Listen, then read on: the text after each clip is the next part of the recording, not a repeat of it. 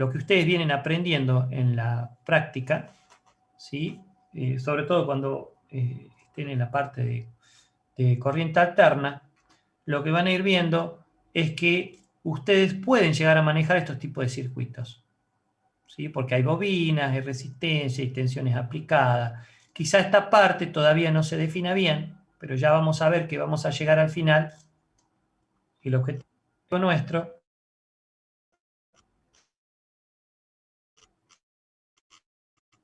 es llegar a esto. Esto que está acá es un circuito al cual ustedes lo pueden llegar a analizar tranquilamente, ¿sí? Acá tenemos una malla, acá tenemos otra malla, acá hay también una malla en este circuito, pero tengo resistencia, inductancia, inductancia. Es un circuito que tranquilamente ustedes lo pueden llegar a analizar y resolver. Es decir, con todo lo que están aprendiendo en la parte de la práctica, les sirve para poder llegar a resolver este tipo de circuito. Es decir, conocer cómo se comporta, cómo funciona una máquina de estas características a través de ¿qué? De su modelo equivalente electrotécnico. Pero ¿cómo llegamos a ese circuito? Bueno, ahí lo vemos.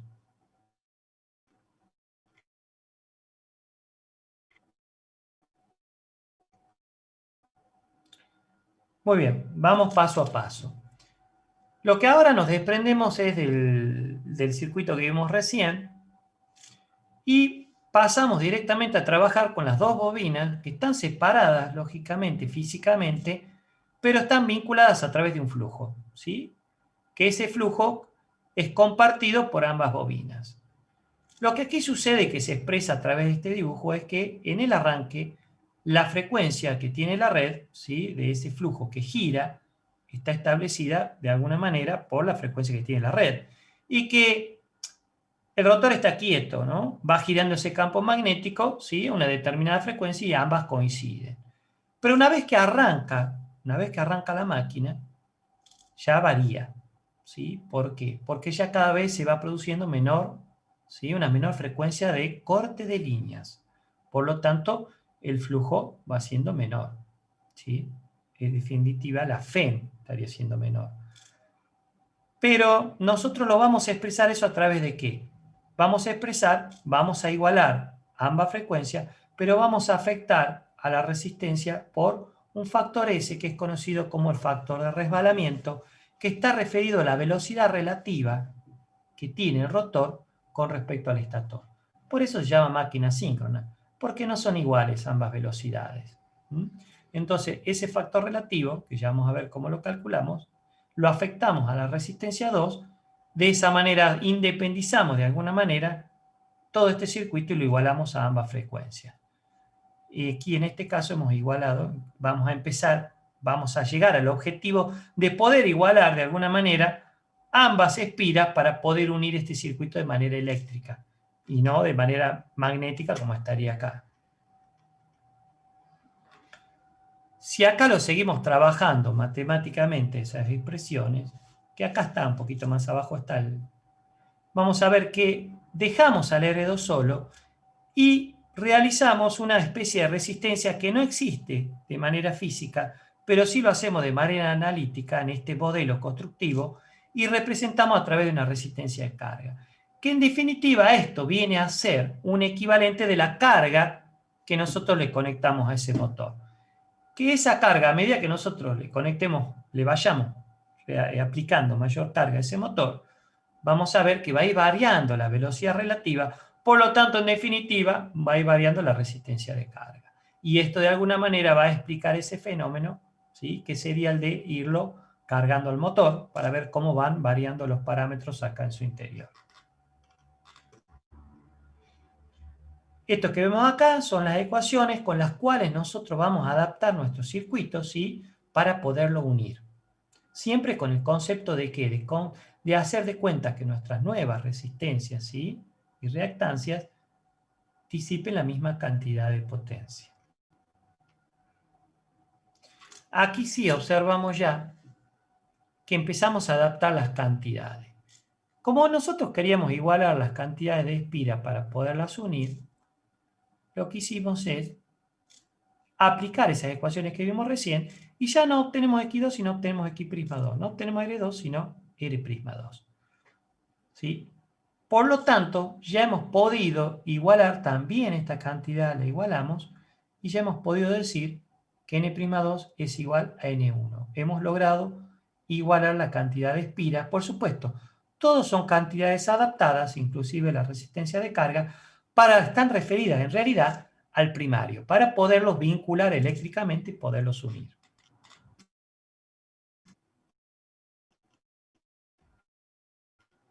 Y por último, al haber hecho esa adaptación, nosotros hemos logrado unirlos eléctricamente, cosa que no sucede en la realidad, pero en nuestro modelo equivalente de la máquina lo hemos podido hacer, ¿sí? Y esto reproduce de una manera bastante aproximada a la realidad.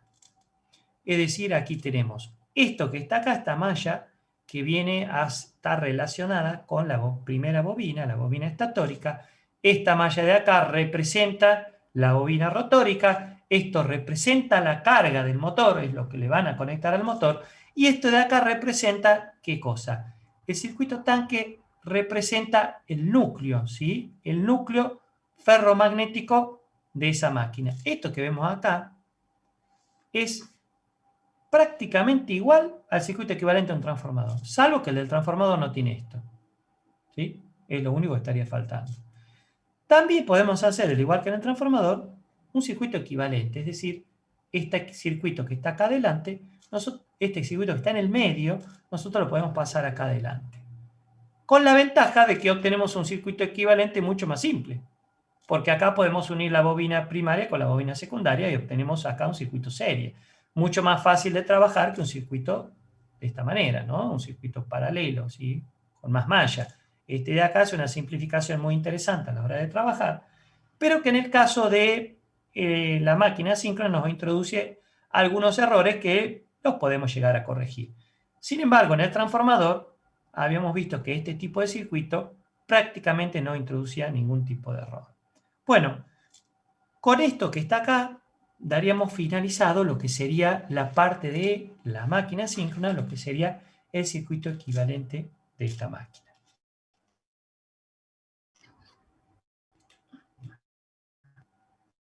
Aquí vemos que está el circuito equivalente aproximado corregido, es decir, lo podemos llegar a corregir de alguna manera corrigiendo el valor de tensión acá, ¿sí? Haciendo una pequeña adaptación.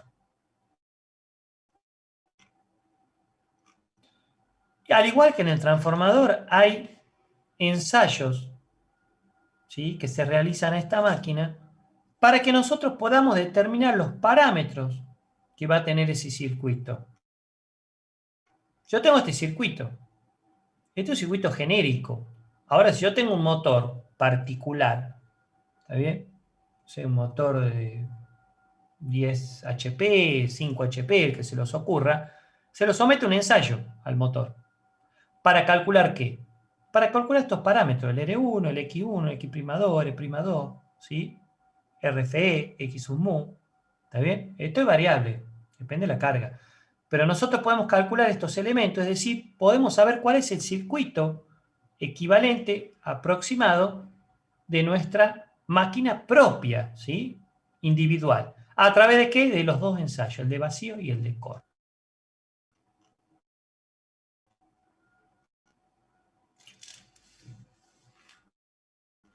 Esto que vemos acá son las curvas propias, ¿sí?, del ensayo de vacío. Acá el ensayo de vacío, diferente del transformador, sería que nosotros tenemos que tener en cuenta las pérdidas mecánicas que se producen en el motor, ¿no? Porque nuestro circuito equivalente está relacionado con los parámetros eléctricos. Pero hay parámetros mecánicos, es decir, usted lo pone a funcionar un motor y va a tener rozamiento en el propio, digamos, del elemento que gracias a él se produce el giro, ¿no?, que sería rodamiento. Y además tiene un ventilador. Esas máquinas suelen, bueno, ahí vimos que había un ventilador rotor, pero también suele tener un ventilador externo, ¿sí? Depende del tipo de máquina. Por lo tanto, todo eso nos introduce rozamiento y pérdida. Es decir, este es un ensayo igual que el del transformador, solamente que hay que tener en cuenta las pérdidas mecánicas que en el caso del transformador no existen porque es una máquina estática. En ese ensayo ¿qué parámetro vamos a determinar? Vamos a determinar el parámetro, ¿sí? Lo que sería nuestro equivalente a la parte del núcleo, ¿sí? Donde se produce el flujo, que es la resistencia que hay en ese núcleo, que en realidad es debido a todas las pérdidas que generan calor, ¿no? Porque un núcleo se termina calentando, si hay ciertos fenómenos físicos que hacen que se produzca calor en un núcleo material ferromagnético, cuando en el mismo circula un campo magnético, ¿sí?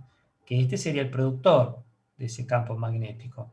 Bueno, a través de ese ensayo vacío, que acá están las ecuaciones, que son bastante sencillas, podemos calcular estos dos parámetros del circuito equivalente. Es decir, que ahora nos estaría faltando determinar los parámetros que se encontrarían en serie. ¿Por qué, digamos, en este ensayo podemos calcular esto que está acá? Bueno, porque es un ensayo en vacío, es decir, no le conectamos carga, ¿está bien? Por lo tanto, podemos prescindir de acá del circuito rotórico, ¿sí?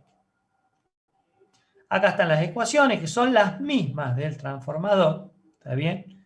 Que ustedes calculan, bueno, en realidad miden la potencia activa, están midiendo la corriente de vacío, están midiendo la tensión aplicada, y en base a eso, y con las ecuaciones de potencia que ustedes vieron, pueden calcular tranquilamente el coseno phi. Con el coseno phi ya pueden calcular las componentes, ¿sí? de ambas corrientes, ¿sí? La corriente activa y la corriente reactiva. Y una vez que tienen los valores de la corriente, ya es sencillo, porque tiene el valor de la tensión, calcular el valor de la resistencia y calcular acá el valor de la reactancia inductiva. Si el diagrama fasorial, pero lo pueden encontrar, es el mismo diagrama fasorial que se encuentra en el ensayo de vacío del transformador, en el mismo libro, pero en diferente capítulo. El ensayo de cortocircuito. ¿Para qué? Para determinar los parámetros en serie de ese circuito equivalente.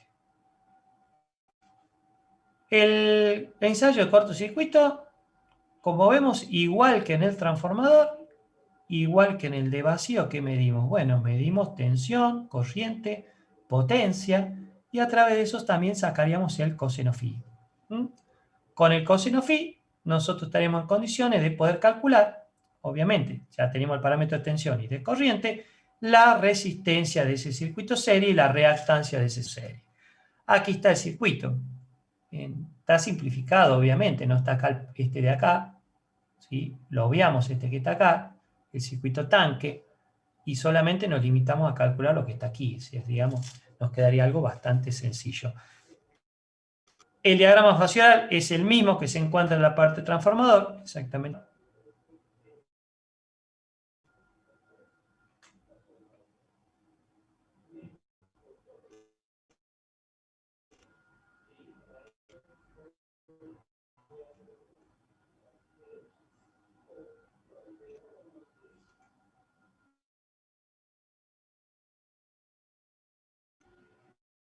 Otra cosa importante aquí es el temita del balance de las potencias, ¿no? Es decir, ¿qué sucede con las potencias? Bueno, ¿cuánto absorbo la red? ¿Cuánto entrego? ¿Qué se pierde? ¿Dónde se pierde? ¿No? Este esquema es muy interesante, ¿no? Más allá de las ecuaciones, ¿sí? Que tenemos que conocer. Vemos aquí un circuito equivalente, este es un circuito equivalente exacto de la máquina, no el aproximado porque está acá en el medio. Y acá abajo vemos la realidad. La realidad es que tenemos un estator, que tenemos un rotor, ¿está bien? Que el estator absorbe potencia eléctrica, está conectado a la red, ¿sí? A través de la bornera. Nosotros tenemos que se pierda en el estator. En el estator tenemos pérdidas, las pérdidas en el cobre. Sabemos que todo conductor tiene, bueno, al tener un material, ¿sí? En este caso cobre, que es el mejor conductor, pero bueno, siempre pierde, tiene una resistencia, ¿sí? Es el de menor resistencia, pero siempre pierde.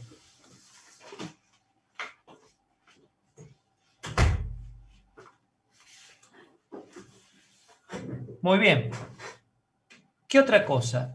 Bueno, el estator también tiene material ferromagnético. Nosotros habíamos dicho que circuito tanque que está aquí, representa la pérdida, ¿no?, que hay en el material ferromagnético. Pero fíjense que acá hay material ferromagnético en el estator y hay en el rotor. Por lo tanto, acá separamos esa pérdida, la pérdida aquí del material ferromagnético del estator. ¿Está bien? Estas son las dos pérdidas que ocurren en el estator. Es decir, el estator, ¿qué hace? Le va a transferir una potencia, ¿sí? Acá la llamamos P sub A. Le va a transferir una potencia al rotor. Porque de hecho, no nos olvidemos, el que nos entrega trabajo es el rotor. Pero acá hay una transferencia de potencia, ¿sí? Si lo quieren ver, magnética, ¿no? Que la transfiere acá al rotor. ¿Sí? Recuerden que acá se produce un par electromagnético, ¿sí? Por lo tanto, acá en el estator también hay cobre y también hay acá material ferromagnético, es decir, se producen también pérdidas en el rotor, que en este caso son de la misma naturaleza que en el estator. Después que tenemos pérdidas mecánicas, esas que les comentaba, rodamientos, ventiladores, y por último vamos a tener acá la potencia útil que va a entregar ese motor. Es decir, evidentemente hubo bastantes pérdidas en el medio, ¿no?, para poder obtener el trabajo que es el que nosotros necesitamos en definitiva, ¿no?, en el rotor, en el eje del rotor, porque aquí le acoplamos una polea, engranaje, ¿sí?, algo que nos pueda realizar de alguna manera algún tipo de movimiento necesario para que esté en el proceso de producción.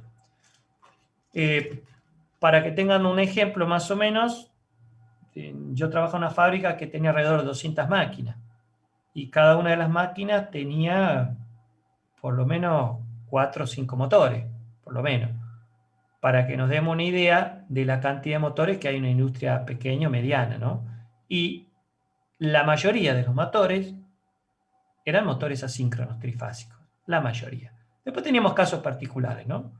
Algunas máquinas con motores corriente continua, donde, bueno, ahí era necesario producir una cierta variación de velocidad económica, por así decirlo, porque estos también podemos variar su velocidad, pero es mucho más caro, por supuesto, ¿no? Entonces, veamos lo siguiente. Esta es la potencia útil que voy a tener en el eje. ¿Sí? Pero, ¿qué sucede? Tengo una pérdida, por supuesto, dentro del motor. ¿Está bien? Es decir, ese motor tiene una cierta potencia mecánica, en definitiva, pero parte de ella va en ¿qué? En vencer el rozamiento que se produce en los rodamientos y en el aire. Y lo que queda es lo que nosotros podemos utilizar. También vemos que esto que hemos visto acá, de manera física, está acá, traducido, ¿no? A ver, ¿dónde está la pérdida en el hierro? Bueno, acá está la pérdida en el hierro, muchachos. Se produce en nuestro equivalente de la resistencia, es decir, qué interesante esto, ¿no? Porque ¿cómo yo puedo modelar el calor que se produce a través de, qué sé yo, una estufa o lo que fuere? Bueno, lo modelo a través de una resistencia, es eso, en definitiva, ¿no? El I cuadrado por R, muchachos. ¿Sí? Corriente al cuadrado por R, ¿está bien? Puesto en términos así de la corriente, que circula por una resistencia, produce calor. Entonces, acá vemos claramente que la pérdida en el cobre, nosotros la modelizamos a través de una resistencia, ¿sí? Y la pérdida en el hierro también a través de una resistencia. Ese hierro, cuando ustedes someten un material ferromagnético, ¿sí?, a un campo variable, van a ver que se calienta. Si de hecho ustedes tuvieran un transformador enchufado, transformadorcito, lo que fuere, el equipito que ustedes tengan, van a ver que por más que no le conecten nada, calienta. Pero bueno, porque ahí están las pérdidas de hierro. Y ustedes lo van a modelar a través de una resistencia. O sea, todo lo que genere calor, genere pérdida, lo modelan a través de una resistencia. ¿Sí? Y todo aquello que produzca campo magnético, fíjense acá en este caso, lo modelan a través de ¿qué? ¿Sí? De esta reactancia, ¿sí?, inductiva. También una bobina. ¿Sí? Esta es la que produce el campo. Y esta es la que se pierde. ¿Sí? ¿Está bien? La que se pierde. Línea de campo que se pierde en cada bobinado. Es decir, las que no intervienen en el proceso de flujo común, que es esta que está acá. Pero fíjese que no le está generando pérdida la bobina. No le genera pérdida. Esto coincide un poquito con lo que nosotros estudiamos cuando vimos la parte de potencia y tuvieron que hacer el trabajo, ¿no? ¿Qué decían ustedes? Bueno, que Delar no le mide la potencia reactiva. ¿Sí? Es decir, la mide, pero no se las cobra, porque no produce trabajo, ¿sí? No produce, en este caso, disipación de calor. ¿Está bien? Entonces, fíjese que la pérdida está atada ¿a quién? A la resistencia. a la resistencia. ¿Está bien? A la resistencia. Y esto que está acá simula, digamos, que la energía mecánica que tiene ese motor. Que ahí sí la podemos dividir en la energía mecánica que emplea para vencer el rozamiento y la energía mecánica que entrega el rotor. Pero lo bueno de esto y lo sencillo es que cuando tengan que calcular algo y sacar, digamos, de este circuito, van a ver que la pérdida la tienen que calcular a través de los elementos resistivos, ¿no? Fíjense, a través de la resistencia, las otras no intervienen. ¿Está? Entonces, toda ecuación que armen está referida justamente a eso que está ahí. Bueno, acá tienen todos los trabajos, los desarrollos, algunos ejemplos. ¿Sí? Acá hay un ejemplo muy interesante también, cómo lo va analizando a este circuito, que es lo que ustedes ven en la práctica. En definitiva, es lo mismo que si fuera uno de continua. El análisis son las mismas leyes de circuito, solamente que acá tienen que tener en cuenta que la impedancia es un elemento complejo, es decir, tienen que trabajar con complejos, ¿no? Recuerden que acá, si usted hacía diagrama de impedancia, esto estaba en el eje imaginario, esto estaba en el eje real. Pero los conceptos son el mismo. Acá tienen Kirchhoff, ¿sí? Acá están los elementos en serie, acá estos tres elementos están en paralelo con este, etcétera, etcétera. Un poco acá viene también esto, cuando ustedes lo tengan que resolver, a este tipo de circuitos, se van a dar cuenta que es mucho más fácil trabajarlos si están en paralelo, haciendo que conductancia y susceptancia, ¿sí? Por eso era la pregunta que se hacía en el trabajo. ¿Está bien? Es decir, esto lo pueden llegar a reducir mucho más fácil trabajando con las inversas, ¿no? Y las suman en forma directa, ¿sí? Es decir, en vez de trabajar con impedancia, con admitancia. Cuando tengan en paralelo, trabajo con admitancia. Cuando están en serie, trabajo con impedancia. Y lo hago mucho más rápido. Muy interesante los problemas como para que los puedan seguir. Bastante sencillo y están todos resueltos de manera detallada para que los puedan entender.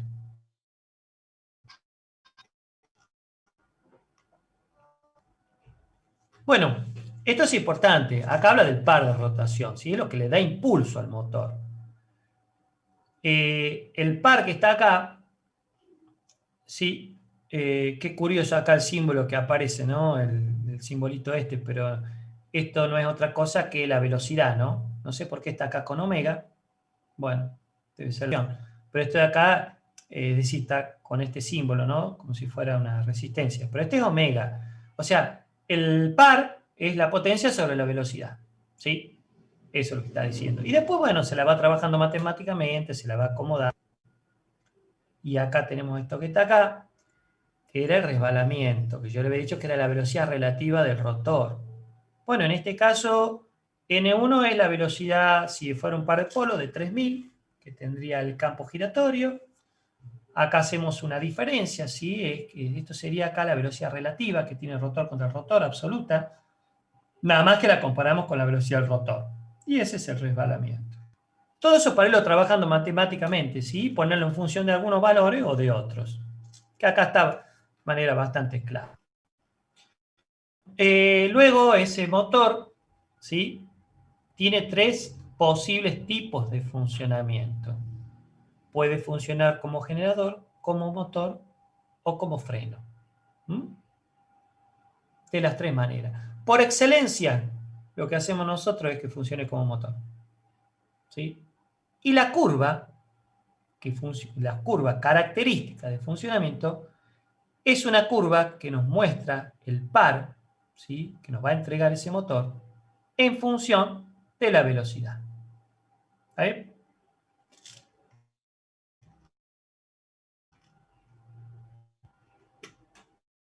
Acá, bueno, hay un resumen muy interesante, cómo hace el análisis de los tres tipos de funcionamiento.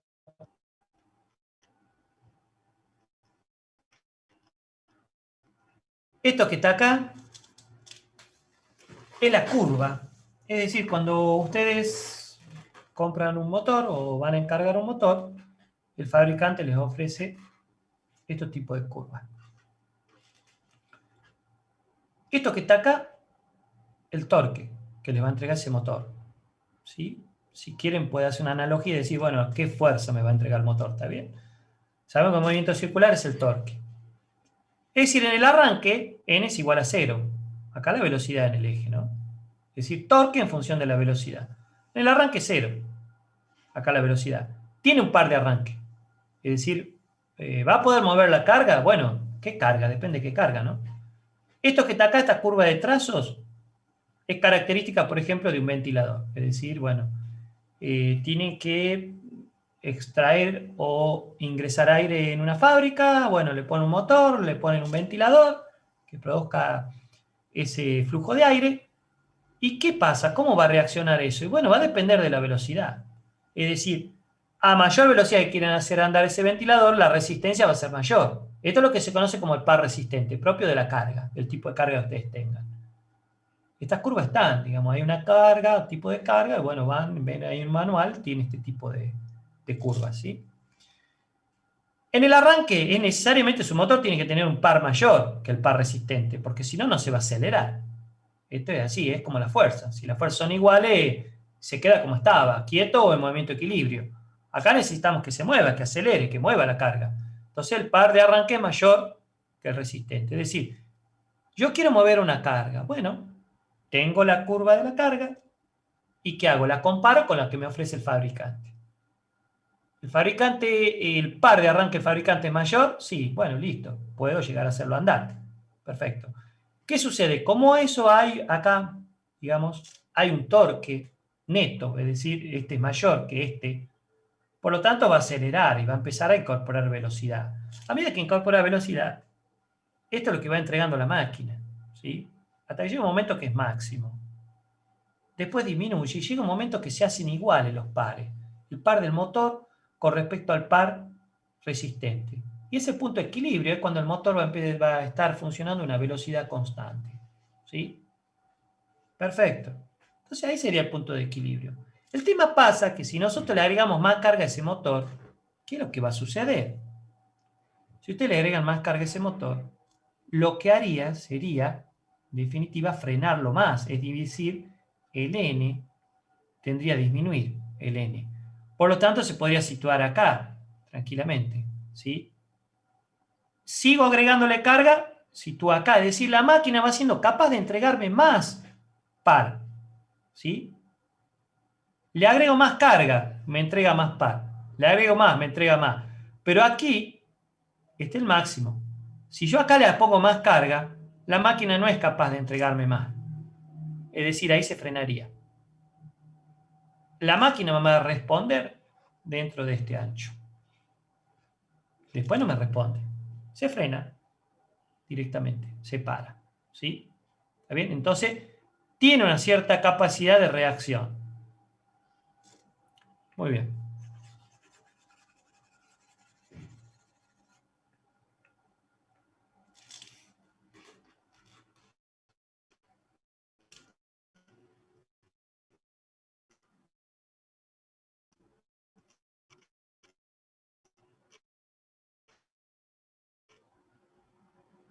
Acá hay unos ejemplos también muy interesantes que más o menos nos muestran lo mismo de que he hablado.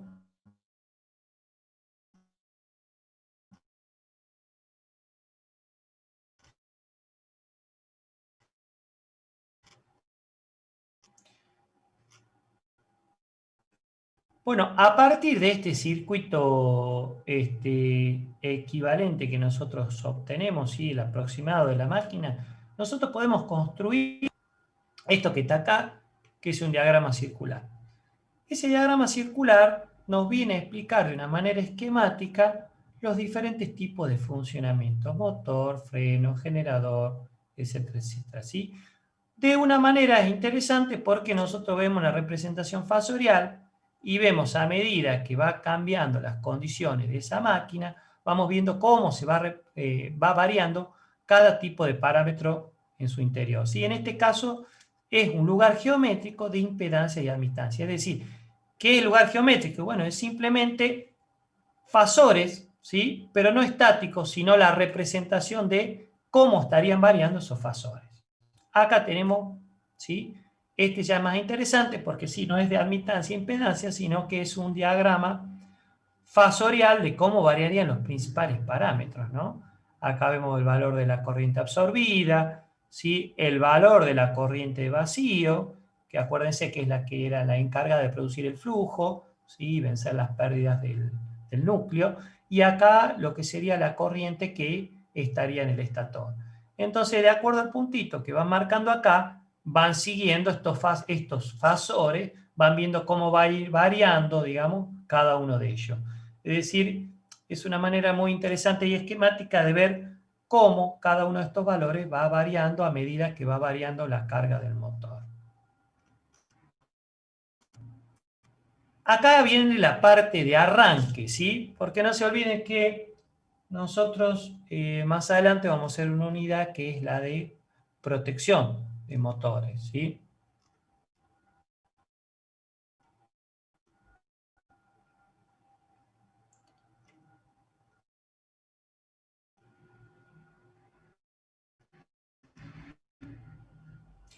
El arranque por excelencia, el que más se ve de este tipo de motores, es un arranque estrella triángulo.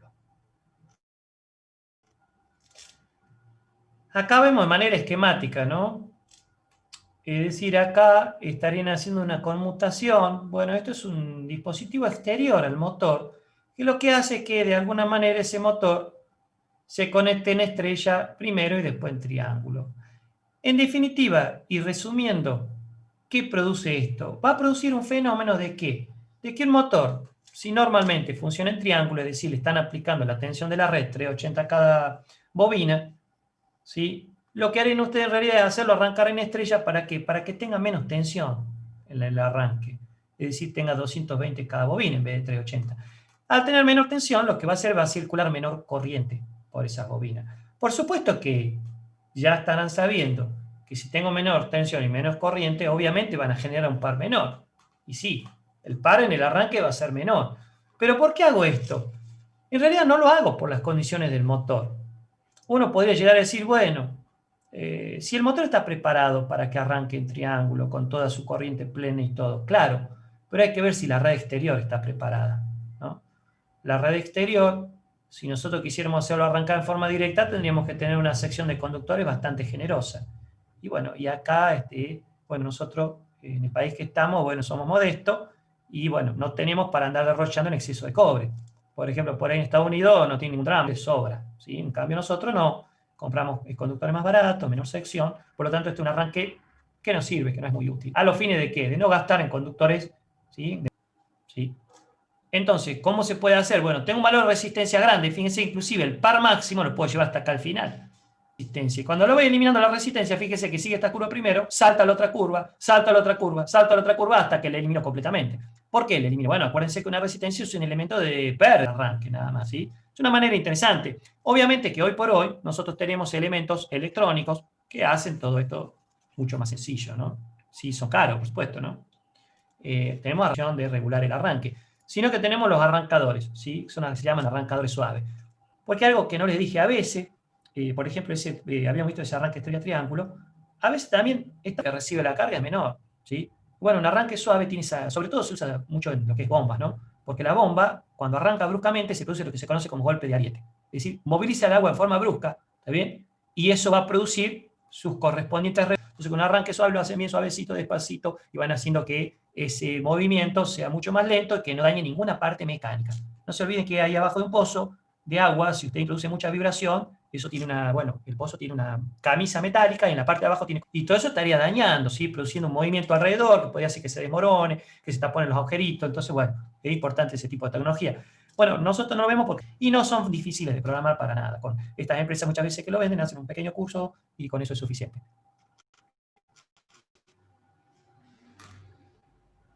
Acá está muy interesante porque este esquemita ya es un esquemita, digamos, más normalizado, donde vemos, estos son tres contactores, ¿sí? Tres contactores, acá este es un relé de protección térmica que tiene el motor, pero esto lo vamos a ver cuando veamos nosotros las protecciones del motor. Típica motor lisa, colocando tres contactores, ustedes pueden lograr que en forma automática un motor realice un arranque en estrella y al cabo de un tiempo corto pase a triángulo. Y este es el esquema de contactos, ¿sí? Esto es típico de control. Acá está muy bueno porque en definitiva fíjense cómo el arranque acá, ¿no? ¿Qué sucedería? Esto es par en función de la velocidad, ¿qué sucede?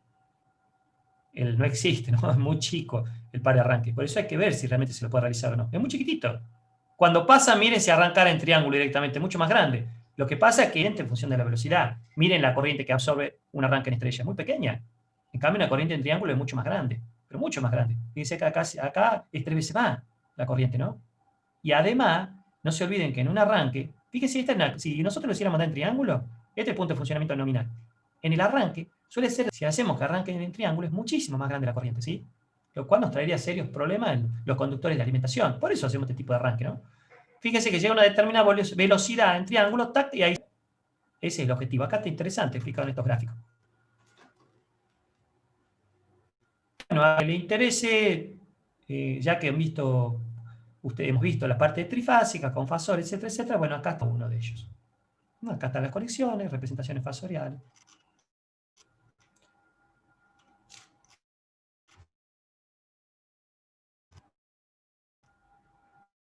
Bueno, con eso hay más material, por supuesto, ¿no? Material sobra, después tiene el Chapman, que también está muy interesante, un libro muy, muy nombrado, muy utilizado. Bueno, cualquier cosita, ya saben, pueden hacer las consultas que sean necesarias. En estos momentos yo me voy a fijar en el chat, si alguno quiere preguntar algo, me voy para el chat, a ver, ya terminé, digamos, lo que sería la parte de la exposición. El resto, bueno, están ustedes, lo quieren profundizar, hay más información, ¿sí? Me voy a ir al chat. De todas maneras, no hay problema, porque sé que las consultas generalmente nacen a partir del estudio, ¿no? Cuando ustedes se puedan estudiar esto, seguramente se irá más consulta. Estoy con inconveniente en el tema de sonido, así que, bueno, por eso estamos con el tema del chat aquí. Así que, bueno, ustedes dirán si han entendido, si hay alguna duda. De todas maneras, esta grabación la voy a estar tratando de subir al campus, como para que vayan viendo.